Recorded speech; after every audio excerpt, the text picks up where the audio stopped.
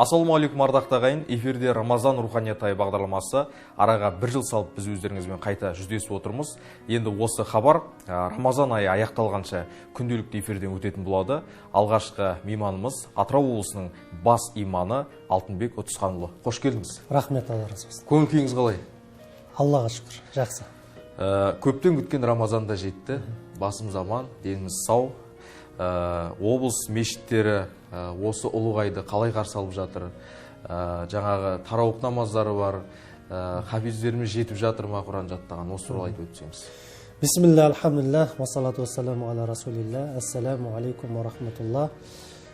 Баршамызға Рамазан айы құтты болсын. Рамазан айында ұстаған оразаларымызда, оқыған тарауық намаздарымызда, және түсіріп жатқан хатым Құрандарымызда, беріп жатқан пітір садақаларымыздың баршасын Алла қабыл етсін дейміз. Рамазанның соңына дейін Алла разы болатын амалдарды жасап, оразамызды ұстап, рухани байып шығуымызды Алла нәсіп етсін дейміз. Аллаға мыңда бір шүкір, исі мұсылман баласының аңсап күтетін, қимай қоштасатын Рамазан айына да жетіп жатырмыз. Бұл Рамазан айы кез келген түсінген адам үшін Алланың берген үлкен сыйы болған, нығметі болған ай деп айтуға болады. Бұл айдағы жасалған амалдардың барлығы еселеніп, сауап болып жазылады. Және пайғамбарымыз саллаллаху алейхи вассаламның хадисі бар. Барлық амал адам баласының өзі үшін дейді.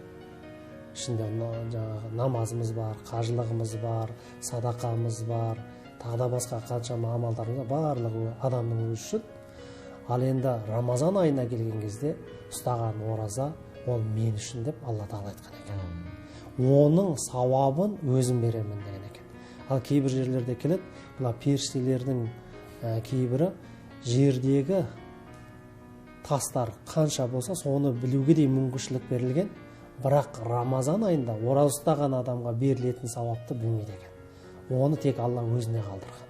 Яғни осындай бір ерекше айға жетіп отырмыз. Аллаға мыңда бір шүкір дейміз. Енді осы айды босқа өткізіп алмау үшін, басқа айлар сияқты немқұрайда қарамау үшін біздер мешіт тарапынан облысымыз бойынша жан-жақты қолымыздан келгенше мүмкіншілігімізге қарай Алла разы болатын амалдар деп жоспар құрып кіріп жатқан жайтымыз бар. Оның біріншісі де ол осы Рамазан айының негізгі рухы, оның жаны ол ораза. Осы ораза ұстаушыларға ауыз аштырудың өзі үлкен сауап екендігін пайғамбарымыз саллаллаху алейхи вассалам хадисінде айтып өткен. Кімде-кім бір адамның ораза ұстаушының аузын аштырса, ешбір кемшіліксіз сауабы ол кісіге жазылады деген. Міне осыны біз халқымызға, жамағатымызға насихаттай келе, мешіттеріміздің жанынан арнайы кигіз үй тігетіндеріміз кигіз үй тіктік, асханалары бар, асханаларды, мейрамханаларды дайындап қойды. Күніне 3700 адамға дейін ауыз ашуды жоспарлап кіріп отырмыз. Міне кеше біздер Иманғали орталық мешітінің жанынан 3 кигіз үйде 500 адамға ауыз ашар беріп бастап жатырмыз. Міне осының барлығы ең бірінші Рамазанға деген дайындық деп айтуға болады. Ал енді мешіттеріміздің ішінде барлық мешітімізде Аллаға шүкір хатым Құран тарауықпен бірге түсіріліп жатыр. Тек бір мешітті ғана осы Атырау қаласында Анашым мешітінің Томардағы хатым Құранға қатыса алмайтын, таңертең жұмысы бар адам, көп уақытын алады деген адам, қысқа бір сүрелердегі оқылып жатқан тарауық намазға қатысуға мүмкіншілік ретінде қалдырдық. Ол жерде де оқылады бірақ. Ол жерде тарауық намаз оқылады. Бірақ тарауықтың үстінде хатым Құран оқылмайды. Қариымыз Құранды жаттаған адам күнделікті Құраннан 20 бет оқылады ғой тарауық намазында. Ол барлық мешітімізде бар да, тек Анашым мешітінде қысқа сүрелермен ғана тарауық намаз оқылады. Яғни тарауықтың өзі ол жерде оқылады, бірақ хатым түсірілмейді. Ол енді халыққа жасаған, жамағатқа жасаған бір жеңілдік деп айтуға әбден болады. Ал ол адам кейін ертеңгі күні, мысалы түскі уақыттарда біздер әлеуметтік желіде де Алланың берген пайдалана отырып, Инстаграмнан жылдағы дәстүр бойынша хатым Құран түсіруге де мүмкіншілік қойып отырмыз. Арнайы осы жерде ұстаздарымыз Құранды басынан аяғына дейін Инстаграм арқылы оқып шығады. ол жерден үйде отырып да жұмысыңызда отырып да соны тыңдауға болады. Сонда сіз Құранды бастан аяқ осы Рамазан айында оқып шыққандай бір үлкен сауап алуға мүмкіншілік жасалғандығын жеткізгіміз келеді. Өйткені мына Құранға қатты мән беретін себебіміз де тарауих намазда Құран оқылуы, күндізгі уақытта хатым Құран түсірілуінің барлығы олай Құран түскен ай ғой. Алла тағаланың кәләмі адам баласы ақ пен қараны ажыратып берген, адамды адам деген атқа лайықты болғызған, жалпы өмірге не үшін келдік, не істеуіміз керек, қайда барамыз деген барлығын жан-жақты бізге түсіндіріп берген Алланың кәләмі, қасиетті Құран болса, сол осы айда түсе бастаған. Сондықтан көп адам осы Құранға зер салу керек, Құранға көбірек назар аудару керек, Құранды бойымызға қалыптастыруға соған қарай ниет қойып әрекет жасау керек деген мақсатта мұндай шаралар өткізіп отыр. Енді мынандай да бір нәрсе бар. Жалпы өзі адам баласы жақсылық пен жаманшылық жасайтыны белгілі. Көбінесе пендешілікке салынамыз да, нәпсінің тізгінін ұстай алмаймыз да, осы Рамазанға дейін әртүрлі жаман әрекеттер, жаман қылықтарды жасап қоямыз. Аузымызда мысалы жаман сөз шығып кетеді, өсек, өтірік, ғайбат, жала жабу деген нәрселер болып жатады. Сол сияқты аяғымызбен де харам нәрсеге бар, қолымызбен харам нәрсеге созып жатуымыз мүмкін. Осылардың барлығы, күнәлі істердің барлығы адамның жүрегін қарайтуға апарады. Өйткені Пайғамбар саллаллаху алейхи ва саллям бір хадисінде бар, бір кімде-кім біреу бір күнәлі іс жасайтын болса, жүрегіне қара дақ болып түседі дейді, ол күнәсі. Ал енді сол қара дақтар күнә жасалған сайын көбейсе, адамның аузынан жақсы сөз шықпайды, жақсы ой ойламайды, ол жақсы әрекет жасамайды. Көрдіңіз ба? Сіздің күнәлі істерге баруыңыз, жақсы сөз сөйлемеуіңіз, жақсы ой ойламауыңыз, жақсы әрекет жасамауыңыз тікелей жүрегіңіздің қараюына, оған дақ түсуіне байланысты екендігін жеткізіледі.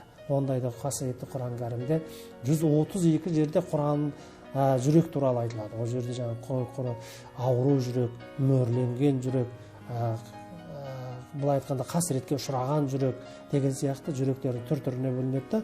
Оның шығатын жолдары қандай, тынышталған жүрек, дұрыс жүрек деп екінші жағында айтып кетеді.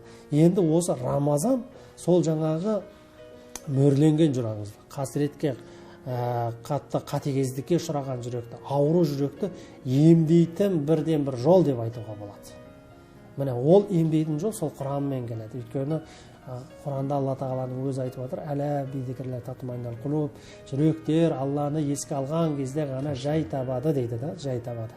Мына жүрек жай таппаса, адам баласы жаңа тіптен қазіргі таңда қоғамда көріп жатырмыз, рак ауру деген көбейіп кетті. Инфаркт ауру деген көбейіп кетті. Мына давлениесі көтеріліп, өмірден өтіп кету деген адамдардың саны деген күннен күнге артып жатыр. Бұның барлығы неден? Бұның барлығы жаңа болмайтын бір дүниенің артынан кетіп, бір-біріне көре алмаушылық, қызғаншақтық, сол бір-бірінің артынан қастандық ойлау, жаман ойға бару, осы жаңа күнәлі істерге артынан түсіп кету, осының салдарынан болып жатқан нәрсе. Ал бұрынғы ата-бабаларымызда мұндай дерттерді көп естімейтін едік. Өйткені олар біреуге бос екен деп тұратын, мейірімділігімен, жомарттылығымен, қайырымдылығымен көрінген да. Сол үшін де ондай аурулар болмаған. Қазіргі ғалымдардың көбінің, яғни бір қорытындылап келген кезде, жүректің көбі талма ауруына ұшырау, инфаркт ауруына ұшырауының барлығы осы мінезімізді жаман жаққа пайдаланудан болып отыр. Көрдіңіз ба? Біреу машина алып қойса, неге менде де ондай машина болмайды? Қызғаныш. Қызғаншақтық, көре алмаушылық. Біреу жақсы үйге отырып қойса, неге аны қайдан алды екен? Мемлекеттің ақшасын жеп жатыр ма, бүйтіп жатыр ма, сөйтіп жатыр ма? Немесе ол жемесе де бір жақсы адал жолмен тауып, байып атса, жаңа туысқаның, көршің, досың, онда адамның жүрегінде бір анаған деген қуану емес бірге. Соның жанынан бірге табылып, ой, сен өсші, өнші, сенде болсыншы деп емес, керісінше жаңағы жаман ой ойлағаннан болып, мына жүректердің барлығы қатаяды. Ауру жүрекке айналады, жаңа қатыгездікке ұшырайды. Міне соның барлығын бірден бір шайып, жуу өтетін осы Рамазан айы екен. Бұл Рамазан айы пенденің көп қате жасайтын болғаннан кейін, сондай жүрек қараятын болғаннан Алланың берген сыйы деп қарауымыз керек та. Рамазан оразасын ұстау арқылы сен бүкіл дерттен арыласың. Одан қала берді Рамазан айына жеткен кезде көбінесе біз жамағаттарға айтамыз, тәубаға келу.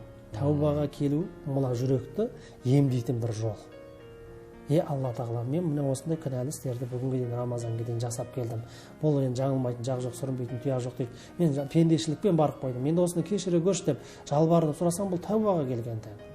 Яғни істеген ісіңді көз алдыңа әкеліп, Алланың алдында өзің дәрменсіз екенін сезініп, күшті құдіретті екендігін мойындаған уақытта сіз тәубаға келгеніңіз болып, ана жүректегі қара дақтардың барлығын өшіре бастайды. Түсінікті. Осы сияқты нәрселермен айналысу керек Рамазан айында. Біз соған жағдайлар жасап жатырмыз деуге болады. Бас имам, аудандардағы ахуалды айтыңызшы. Аудандарда да жалпы мешіттер жаңа айтып өттім, күнінде 3700-ге жуық адамға ауыз ашар беріледі деп. Енді бұл барлық қалада емес, сол аудандармен қосқандағы айтылып отырған, облыс бойынша айтылып отырған ауыз ашарлар. Енді аудандарымызда Аллаға шүкір, мешіттердің жанында көбінде дерлік асханалар салынған, мысалы Құлсарын алсақ та, Индерде алсақ та, мына Мақатта да бар жанында жоқ жерлер, киіз үйлер тегіліп, сол жерлерде шама шарқына қарай, мүмкіншілігіне қарай жамағаттың атсалысуымен ауызашарлар беріліп жатыр. Ол жерлерде де қарилар алдында, арнайы өзімізде қари жетіспегеннен басқа облыстардан әкелінді. Ол жерлерде де жаңағы насихат жұмыстары жүргізіліп жатыр деп айтуға әбден болады. Рамазан айында облыс мұсылмандары қандай жаңалықпен қуануы мүмкін? Қандай жаңалықпен қуантасыздар мүмкін? Мешіт ашылуы мүмкін? Рамазан айында ең бірінші біз қуаныш, бірінші күні бисмилля деп басталмастан бұрын бір күн қалған кезде ниет ететін күні осы қаламыздағы Береке ауылында Алланың үйін мешітті ашып кірдік. Медет мешіті. Медет мешіті деп ашылды. Енді медеттің мағынасы көп екенін білесіздер.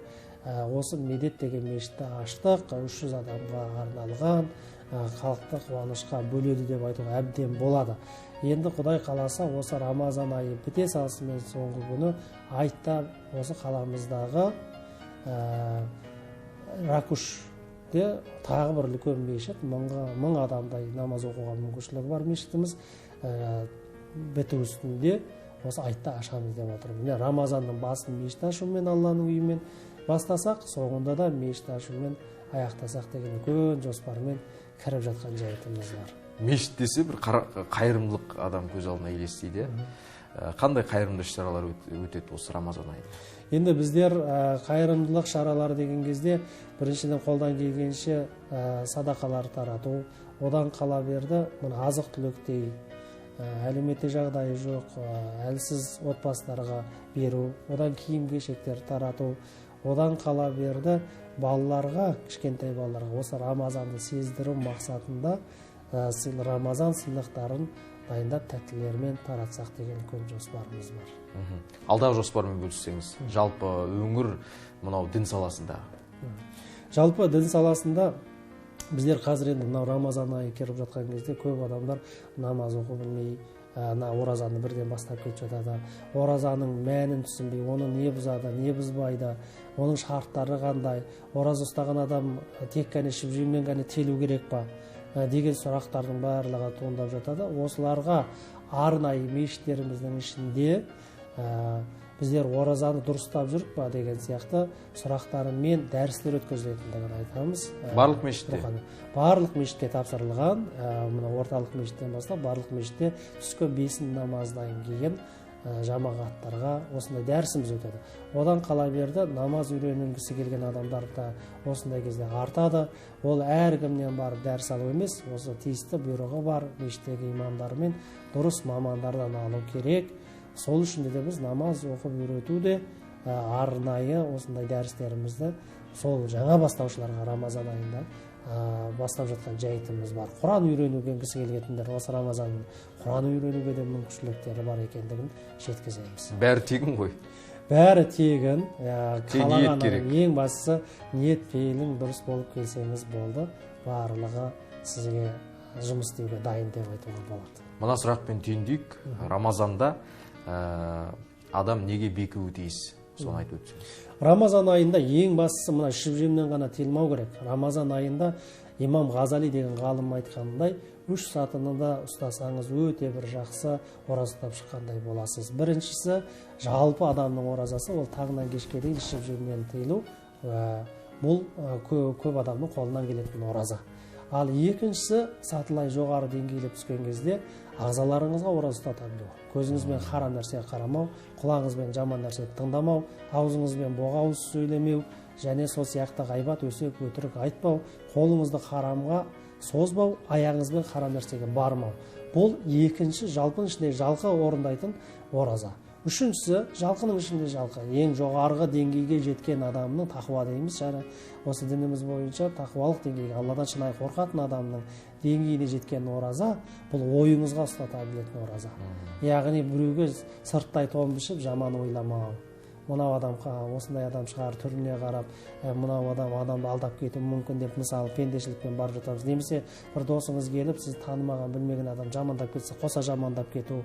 Міне осындай оймен адамдарға жаман ойлаудың өзінен тыйылудың өзі ең жоғарғы ораза болып табылады. Міне сондықтан біздер тек қана Пайғамбар саллаллаху алейхи ва хадисінде айтқандай шып-жібінен ғана тыйылмай, бүкіл жаманшылық атаулыдан тыйылып, осы Рамазаннан шыққан кезде өзіміз жан-жақты тәрбиеленіп шығуымыз керек. Рамазанның мәнісі сонда. Сізді жан-жақты тәрбиелеп шығару, ол үлкен бір мектеп, ал мектептің ұстазы ол ораза. Ораза ұстазыңыз сізге әсер етпесе, баяғы жартас, сол жартас болып шығасыз. Тек қана семіздіктен арып, немесе ауруыңызға шипа тауып шығасыз, ал Алланың алдында сауаптан мақрұм қалып қалуымыз әбден мүмкін. Кешегі Рамазанға кірген кезде ораза ұстап жүргендіктен де Рамазан шыққаннан кейін боғауыз сөз, не бір әрекетке жаманға барып жүр деген атақ емес. Керісінше Рамазаннан шыққан кезде қандай жақсы көркем мінезге ие болып шыққан деген адамға лайықты болып шығуымыз керек. Рахмет, дін жолындағы қызметіңізге сәттілік тілейміз. Әмин, рахмет, баршамызға Алла разы болсын. Ардақты ағайын, бүгінге осы. Біз сіздермен қоштаспаймыз. Ертеңгі эфирге дейін аман сау болыңыздар.